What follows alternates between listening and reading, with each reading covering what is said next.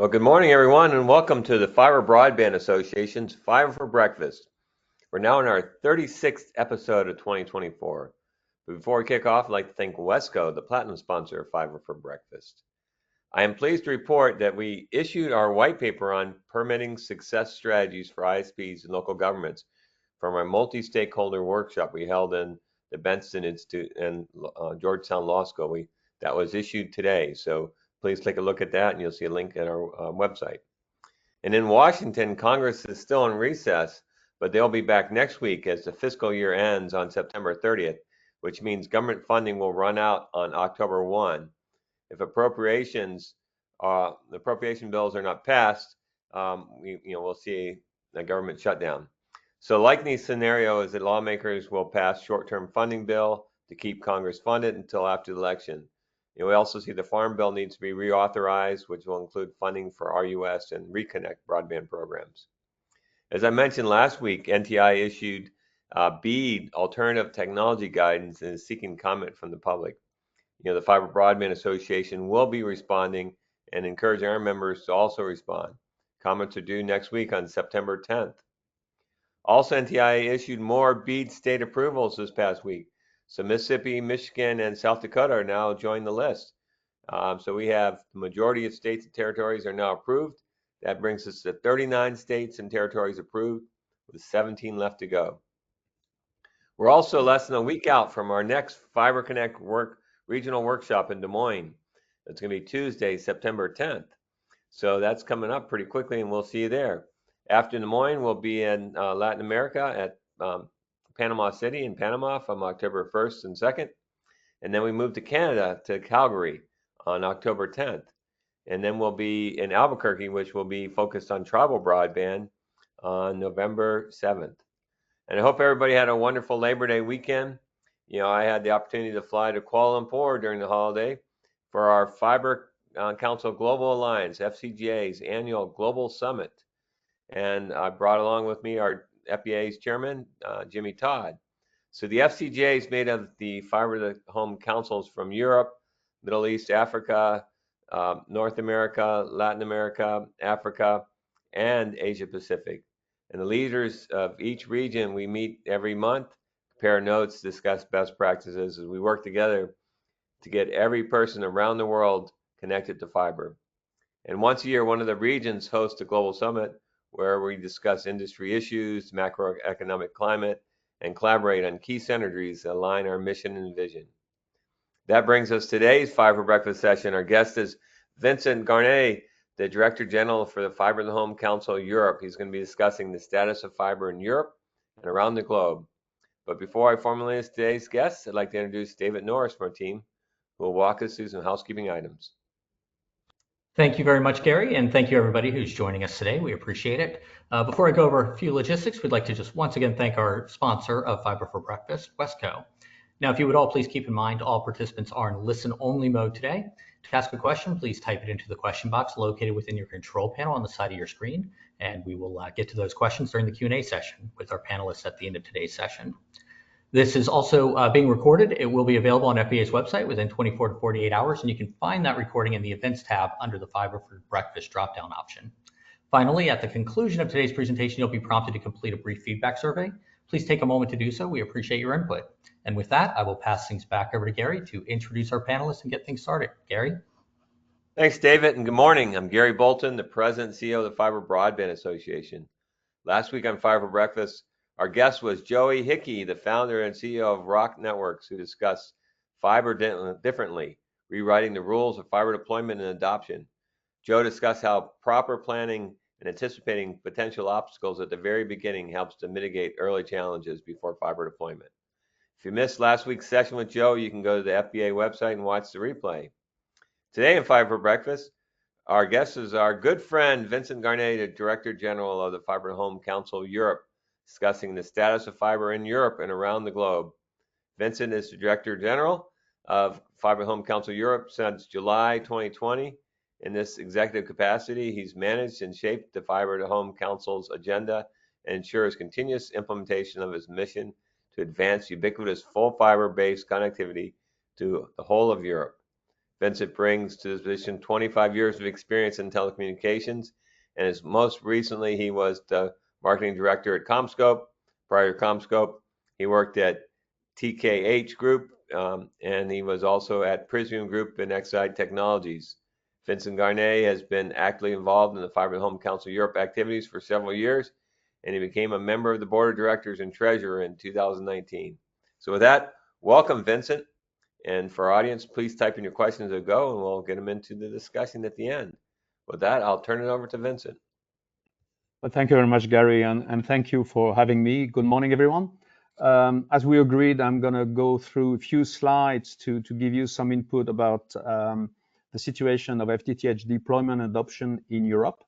And I start with activating this this intro. I mean, we have I think a very common mission with FBA. We are really doing our very best to facilitate adoption and rollout of fiber and connect everyone in a respective part of the world. So maybe just a few words about our organization. We are a non-for-profit organization. As you said very rightly, our mission is to advance full fiber connectivity for the whole of Europe. We regroup member, and there are so far 165 of them, and they are coming from the vendor community, network operator, as well as investor and consultant. And our activity, very similar to yours, is about advocacy, it's about education, it's about creating content, developing assets to bring to our ecosystem the best information and satisfy their need for knowledge to further develop the deployment of fiber. And among our activity, the FTTH conference is the most influential full fiber event in Europe and is really synthesize everything we do. Now, I've selected a few slides just to give you the most important information about where we stand. As you can see on this slide, you can see the evolution of the different fixed broadband technology across Europe. We start back to 2017 on this slide with a predominance of copper network and cable to a lesser extent. But you can see that the rise of fiber brings us today in a totally different situation where close to half of connectivity is done on fiber. There's still a long way to go, but the share of cable HFC network is slightly reducing. The share of copper network is falling due to the rise of full fiber network. And fixed wireless access, although in percentage term, it's a slight growth, remain marginal in Europe. Now, if we focus uniquely on the situation of fiber coverage and adoption, we are measuring through our own survey three types of data. The first one is coverage, which is the percentage of home passed in relation with the total number of households in Europe. So this statistic is representing 39 countries we survey in Europe. As we speak today, we are approximately at 70% coverage across Europe. Our forecast for the next 5 years until 2029 is bringing us by 2029 at a level of 87%. And so far, if we track back the accuracy of our forecast, we are 10% away from the reality. Now, if we go further and anticipate a projection, we are likely to plateau a little bit, and we're expecting that towards 2030, we could reach maybe 93% or above. Of course, this is much more uncertain as we go beyond the forecast we are quite confident with. Now, coverage is one thing. What is even more important for us is the take-up. And take-up is the proportion of household having potentially access to fiber, effectively taking the service. That one is still at 50%. We expect it to grow to 65%, but it's not going fast enough. Optimistic projection might bring it to 85% by 35, but there again, that really depends on major action to be taken by policymakers and operators. As a result of the two curves, you see the actual adoption of fiber, and today only a third of the population in Europe is effectively having an internet subscription running on full fiber networks. That proportion is likely to move to 60% by 2029-30, and it will take a lot of effort to bring the entire population to 80%, probably around 2035. That's the situation as we stand today. And if we compare with other part of the world, this map shows the combination of reporting from all organizations of the FCGA Council. It's not totally comprehensive, but it already gives a good impression of the situation. And as a very brief summary, Europe with 35 is ahead of the situation in the US, but lagging behind other countries which are far advanced, like Japan, South Korea, China, or UAE, where the network deployment and adoption is nearly completed.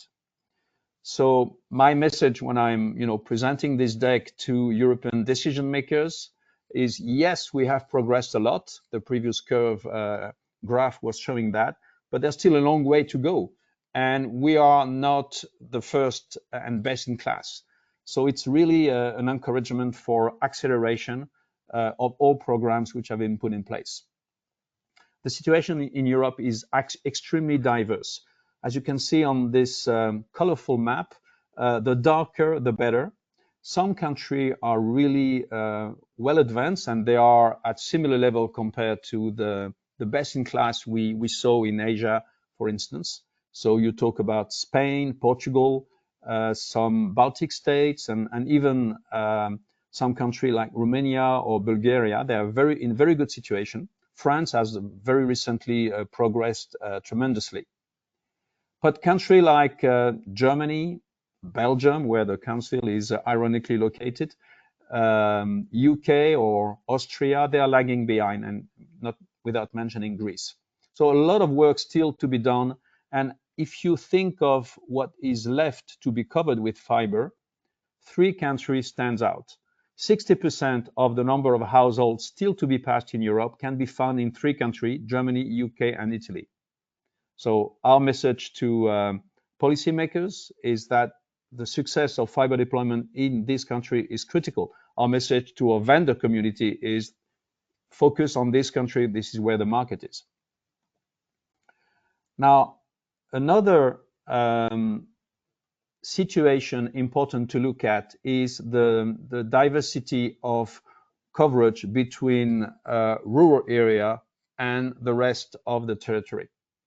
We see an average gap between coverage and the coverage specifically measured in rural area, which is reducing, but which is still significant. It stands today at 15 points of coverage.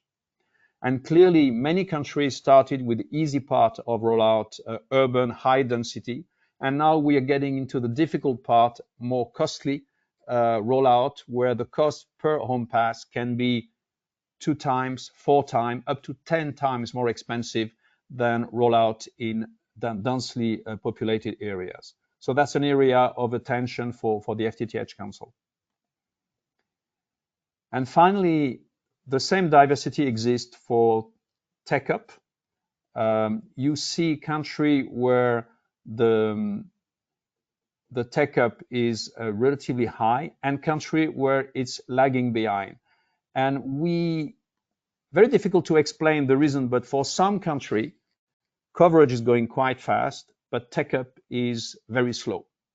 So the concept of adoption is really something we are now focusing a lot of effort, and which in some country is hindering the capacity of investors to get their money back fast enough. And the result, which is really what we are all working on, is to reach the highest possible level of adoption. The diversity we saw for coverage is also reflected here. 35% is where we are on average. And as you can see, some countries are well above the 60, 70% mark, but a large part of the territory, of course, is more into the 10, 15, or 20, which is very far away from an objective of full adoption of fiber. And since we are putting billions in fiber rollout, it's only when adoption takes place that you can monetize this investment. So we are having a lot of effort to convince policymakers to put in place measures to favor take-up and ensure that we get into a real adoption and offering the benefits of full fiber access to everyone. A very important driver, of course, for fiber deployment is the availability of funds, because this is, as we all know, very capex intensive. If you look at investment, and this is not a FTTH Council number, it actually comes from Analysis Mason in cooperation with the Association of Incumbent Operator in Europe. To reach the 70% coverage we enjoy in 2023, we spent approximately 115 billion. The vast majority of these funds come from private sector. Only, as you can see, the dark blue section is covered by public funds. Now, if we look at what is required to reach 91% coverage, which is, according to our forecast, something we might be able to reach by 2030, we still need the same amount. So it takes as much fund to go from 0 to 70 that it will take to go from 70 to 90. There are a few explanations. The first one is the rural part. Those last 20% cost 2, 4, 5, 10 times more. And also, we started in countries where deployment costs were relatively low, like Spain, Portugal, moving to the UK, to Germany, to Austria, where the techniques, the constraints are much higher, the labor cost is much higher, and also since then COVID came, inflation came, we end up with a situation where for 20% coverage, it costs us as much as for 70%. But look at what it would take to reach 99%. It would require, in terms of cost per percentage of coverage, more, and it will require much higher proportion of public fund.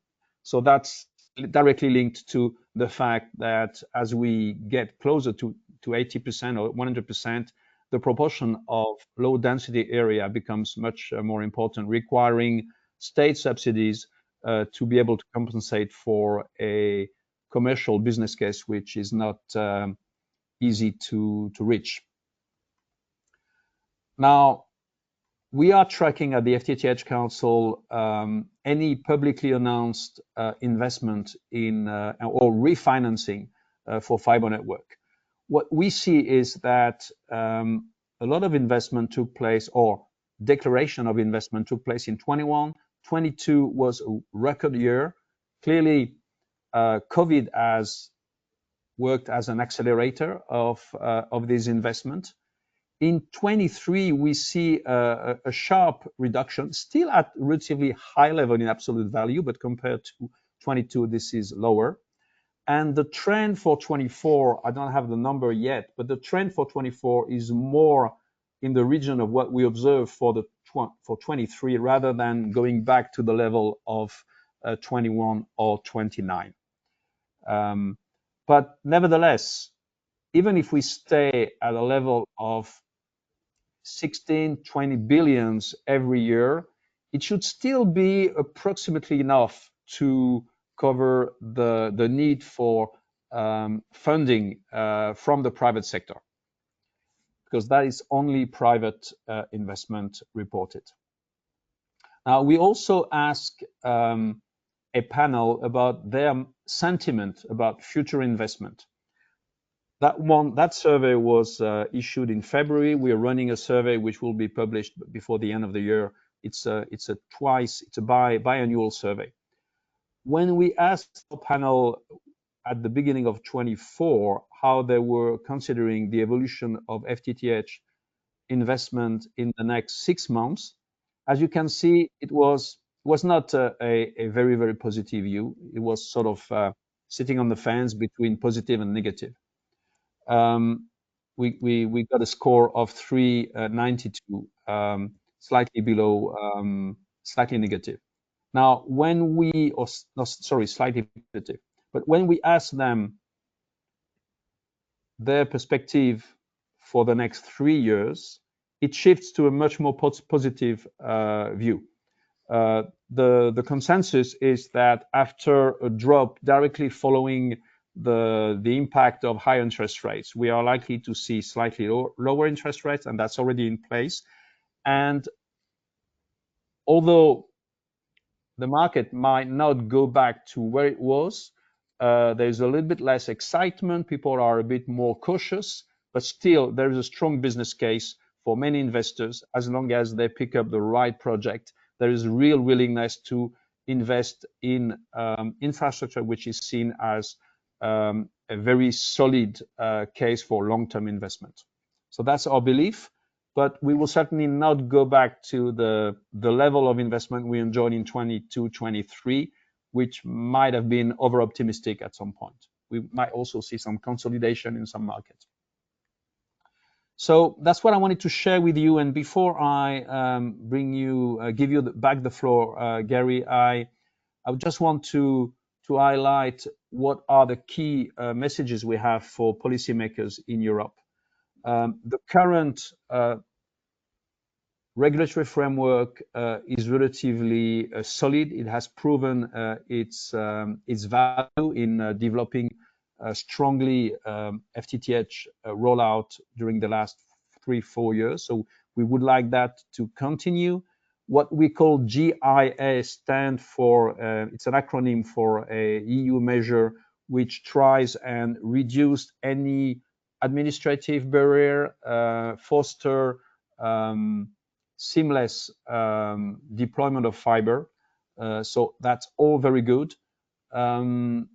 We increasingly insist on the need for spectrum to enable Wi-Fi solution in home to be fully aligned with the future evolution of bandwidth for fiber. So we really want to make sure that Wi-Fi can still support the growth of data going through fiber networks, because that's 80% of the data consumption on Wi-Fi being made indoor. That's very important as a complement to fiber deployment. And if I had to pass one message, we are insisting in Europe to put in place a very well thought copper decommissioning plan. It needs to be organized. It needs to be in good intelligence between incumbents and the other market players. It should not disrupt the good, healthy balance between all market players, but it's absolutely essential that it's put in place. That's the only way to accelerate adoption and to beat our forecast, having 100% of the population effectively on fiber in the short term. Otherwise, we will still keep 20-30% lagging behind, and who knows when the work will be completed. So copper switch off is the unique measure which will guarantee that we will effectively move European population on fiber and benefits from the great value brought by this fantastic infrastructure. With that, I give you back the mic. Vincent, very, very interesting.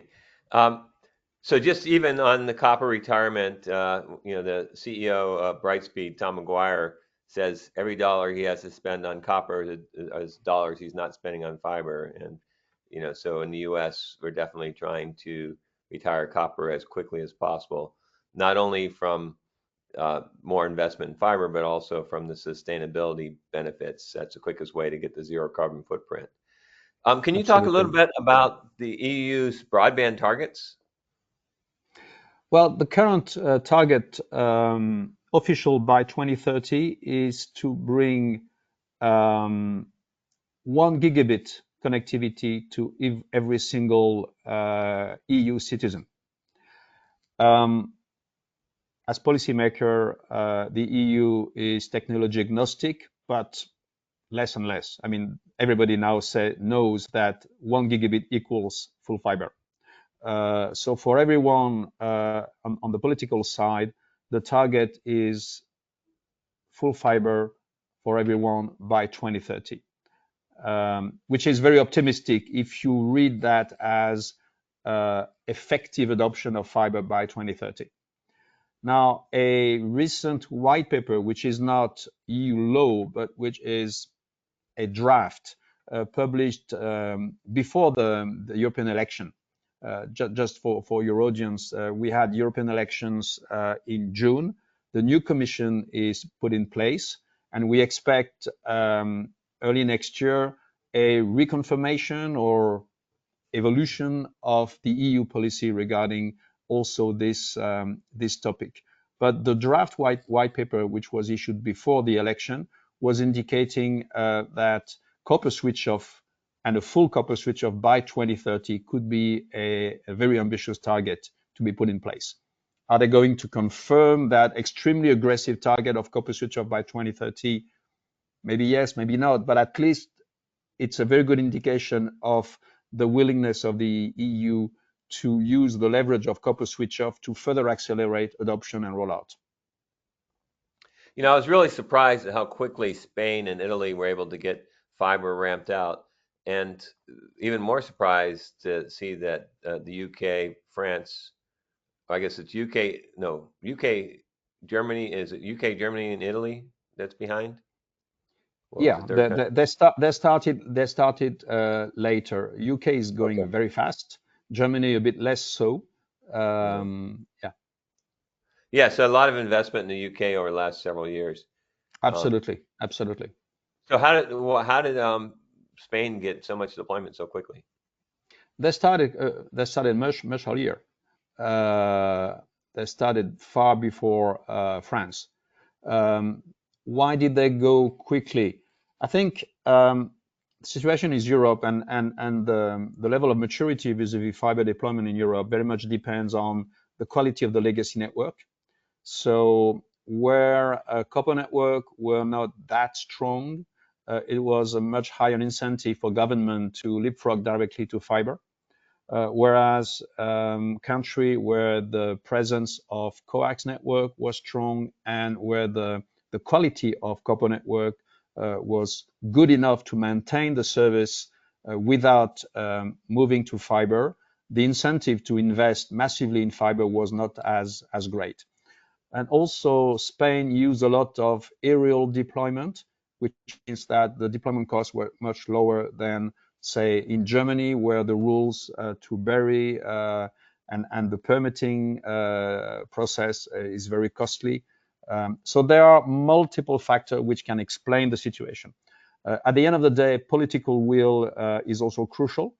All countries which manage to develop fast and systematically fiber, and France is a good example. It all started with top-down implementation, starting with political will. There are countries where the government is not very clear about: do we need fiber? Do we need another technology? What's the plan? The UK moved to that position lately, and it immediately changed the game. So it's a combination of starting point and political willingness and drive. Now, I think I love your slide showing the private investment, and it looks like that we're going to need to have just as much public investment as private to get to the next milestones. What is the appetite for the EU and UK to put in government subsidies to get the rest of Europe connected? Um, I think there is I mean, we had right after the COVID infrastructure funds being put in place by the EU. A large proportion of it was channeled to FTTH deployment and 5G. If you look at country like Germany, to my understanding, there is 20 billion euro allocated to FTTH deployment just waiting to be used. And there's a lot of course, effort we make to make sure that these are going mainly to very rural areas, because it can backfire if you're not using public fund in the right way. So I think in many countries there are funds available, and even in less rich country, if you think of Poland or other country, I have in mind, there are public funds being used.